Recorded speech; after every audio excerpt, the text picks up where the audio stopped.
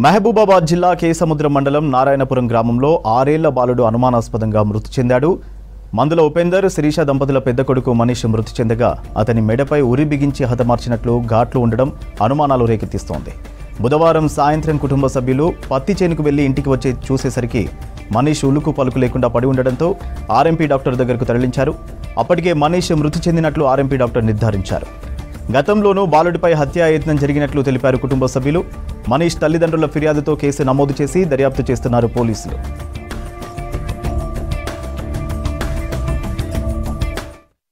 అబ్బాయి ఒక్క సైడ్ మీద ఇట్లా వండుకొని ఉన్నాడు. చెద్దరు కప్పున్నది. చెద్దరు కప్పున్నాక ఏంది ఇంకా లేత్తలేడని మనిషి అని పోయి రెక్కబెట్టి లేపితే అస్సలే లేత్తలేడు. ఈ చెయ్యి గట్టి దర్చుకుపోయి బిర్రుగా అయింది, వత్తలేదు. బాబో నా కొడుకు బిర్రుగా అయింది ఏందని అవాతం లేబట్టుకొని ఇటు చూస్తారకనే ఈ కాలు నిరదానికి పోయింది, చేతులు ఇట్ట మూసుకొచ్చినాయి. ఓవో నా కొడుకు చచ్చిపోయిండే అని మొత్తుకొని నేను ఇతలకి ఎత్తుకొని రాలేక ఆడనే పడేడుతాను. మా బాగా కోడలు వచ్చి ఇదే పులగాన్ని చావకముందే చచ్చింది అంటాను అని ఆ పొల్ల దెబ్బ తీసుకొని చేతులు కాళ్ళన్నీ నలిచి హాస్పిటల్ కాడికి తీసుకుపోయినాక ఆడిపోయినాక ఆయన చనిపోయిండమ్మా, లేడు పానంతో లేడు అని చెప్పిండు. కత్తితోటి దాడి చేసిండు.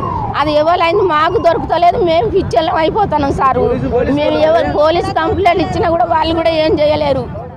గత 2 నెలల క్రితం ఇట్లనే గొంతు కోసి పడుకున్న చూసి గొంతు కోసి వెళ్ళిపోయారు.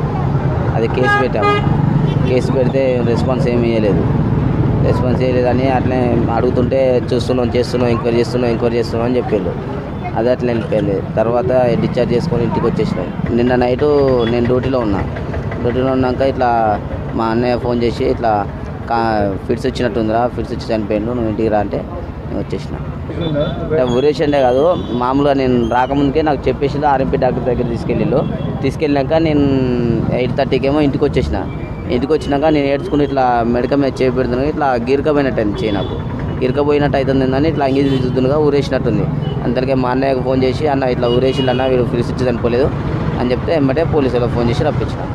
రాసుకుంటూ నిద్ర వస్తుందని పడుకున్నాడు. సర్లే పడుకొని చెద్దరు కప్పి కూలరేసి పడుకోబెట్టినా.